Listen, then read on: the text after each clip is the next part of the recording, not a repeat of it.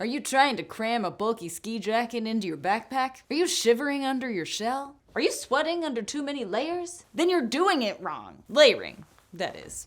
Listen, we get it. Layering for cold weather hiking is tricky. I mean, even kids like me who grew up playing in the snow and stuffing ourselves into multiple layers of super puffy winter wear still have to think consciously about what the heck to put on when we go outside to play. And by play, I obviously mean hiking, cross-country skiing, backpacking, or any other high-output winter activity. And by high output, I mean any sport or activity that gets your heart pumping and, makes you sweat. Because you see, proper layering can literally mean the difference between enjoying time outside and reviling it, but also between returning home healthy and happy and dying of hypothermia in the middle of the woods. So, yeah. The importance of layering cannot be overstated. But here's the thing. You're probably doing it wrong, because layering for outdoor activities like hiking or snowshoeing isn't like layering for a trip to the sledding hill or a walk downtown to see Christmas lights. Layering for outdoor activities is way more involved and way more important to get right for your safety, but also your enjoyment. So let's dish, starting from the inside out. Because the first thing you're probably doing wrong is neglecting a base layer. What's a base layer, you ask? It's pretty much exactly what it sounds like. It's a layer of clothing closest to your skin that is the base, on top of which you build all of your other layers. We recommend a good base layer made of synthetic material, preferably recycled synthetic materials, because synthetics wick moisture better and dry faster than wool. A good base layer does two things. One, it sits close to the skin and keeps you warm as an insulating layer, and two, it helps wick sweat away from your skin and dries quickly so that you're not damp, which can make you cold, which can lead to hypothermia.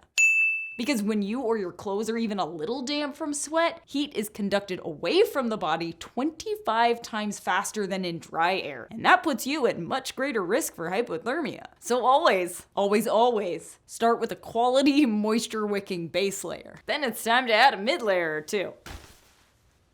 Because if you're just throwing a coat on top of your base layer, well, you're doing it wrong. That's because if you plan to participate in activities that warm you up, like hiking, you absolutely need a layer between your inner wear and your outer wear. That might be a cozy fleece, perhaps a warm synthetic hoodie, maybe a lightly insulated jacket. Possibly all three at the same time. Because the colder it is, the more mid-layers you probably need. Why so many? Because your body temperature is going to fluctuate fairly wildly when you're recreating in the cold. Like, when you first start out on a hike, you're probably gonna be chilly because it's cold outside. So you're gonna wanna bundle up. Once you start hiking, however, you're gonna warm up really quickly. As that happens, you're gonna wanna remove some layers. But if you're only wearing a base layer and a big puffy coat, there's nothing to remove. Because if you take off the coat and all you have under it is a long sleeve base layer, you're gonna be cold almost immediately. Mostly because any sweat that the base layer is wicking will be exposed to the air, leading to, you guessed it, hypothermia, or just general discomfort. But wearing a mid-layer or two means you can remove one layer at a time as you feel warmer, and then put them back on as you feel colder. And you will feel colder. As soon as you stop for a snack, you're gonna cool down very quickly. But more on layer maintenance in a minute. Next, on to outer layers. And if your outer layer isn't waterproof, or you're throwing on a heavy, fully insulated ski jacket for a long hike, you're doing it wrong. You're doing it wrong. Frequently referred to as a shell jacket, your outer layer is super important for keeping out the elements and ideally is a non-insulated waterproof jacket, like a rain jacket sort of, but typically quite a bit beefier. Why doesn't a good shell or outer layer have insulation? Excellent question.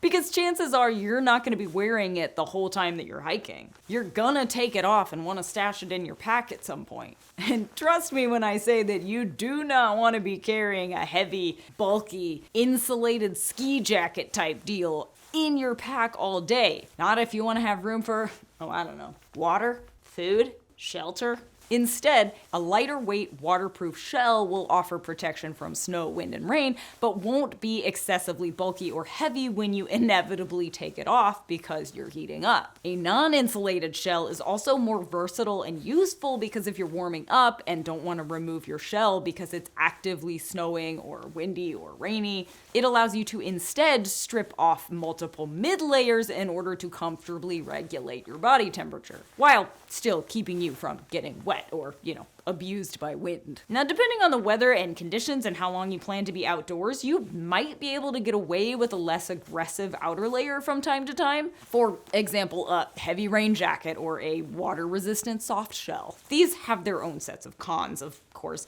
Namely, a rain jacket just isn't going to be as durable and may not have features like pit vents. Very useful. And a soft shell jacket is usually heavier and bulkier than a shell, so if you have to take it off, it won't be as cumbersome as big puffy insulated jackets and won't be quite as waterproof, but if you're just going on a day hike where you're not expecting any foul weather, it'll do fine. But let's talk about pants for a sec, because if you're abiding by the same 3-layer system on your lower half, you're also doing it wrong. That's because your lower half usually only requires 2 layers, a base layer and a mid/outer layer. Whether it's more mid or outer will likely depend on the elements. If you're hiking in deep snow or staying out for several days and may be experiencing wet slush or similarly disgusting soggy conditions, you may want a non-insulated waterproof shell pant. For most adventures though, even snowy ones, a water-resistant soft shell pant will likely be more than sufficient. They'll help keep water out while allowing heat to escape, and they tend to be more breathable than a waterproof shell. Plus, they're just more comfortable, like stretchy and stuff. As for other layers, if you're piling on multiple pairs of socks and not piling on pairs of gloves, you're doing it wrong. Oh, whoa. Really threw you for a loop on that one, didn't I? So here's the thing. You can get away with a thin liner sock under a thicker hiking sock. Again, synthetics only, never cotton, but that's all you should attempt to layer on your feetsies. Adding more socks may actually restrict circulation because now they're all too tight and blood can't flow freely into your extremities. So stick with just 1 or 2 layers of warm, moisture-wicking socks, because nobody wants frozen tootsies. As for your hands, do layer gloves. Why none of us are taught this as children, I will honestly never know. Put a thin synthetic liner glove underneath an insulating waterproof glove or mitten. That way, if you really heat up, you can remove the thicker layer but still protect your digits from the elements. Also makes it easier to, do zippers and stuff.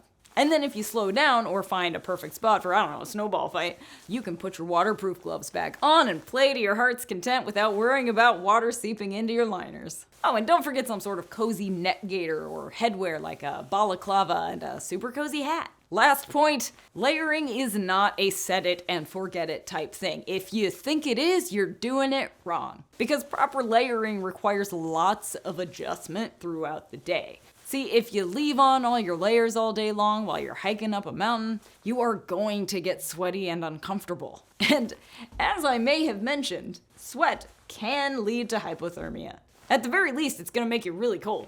To prevent that from happening, you need to pay close attention to how you feel as you're hiking. If you start warming up, remove a mid-layer or outer layer immediately before you get soaked with sweat. And as soon as you stop moving, say for a snack break, put those layers right back on. Because it takes a lot more energy to warm yourself back up after you've gotten cold than to maintain a comfortable temperature. So be proactive and don't wait until you're shivering or sweating profusely to adjust your layers. Now, you may be thinking, dang, all of this layering sounds really expensive. Well, I'm not going to tell you that it isn't. But if you have to choose one high quality layer to invest in, make it your outer layers. Okay? Easy. So that's how you layer correctly, kids. Now you don't have to do it wrong anymore. You're welcome. We'll put details and links for all the rad gear we showcased in the description if you're interested. But before you go shopping, we'd feel so cozy inside if you hit that subscribe and that little thumbs up there. And then maybe watch some of these other videos about other outdoorsy things you may or may not be doing wrong. Follow us on all the socials and on Terradrift.com.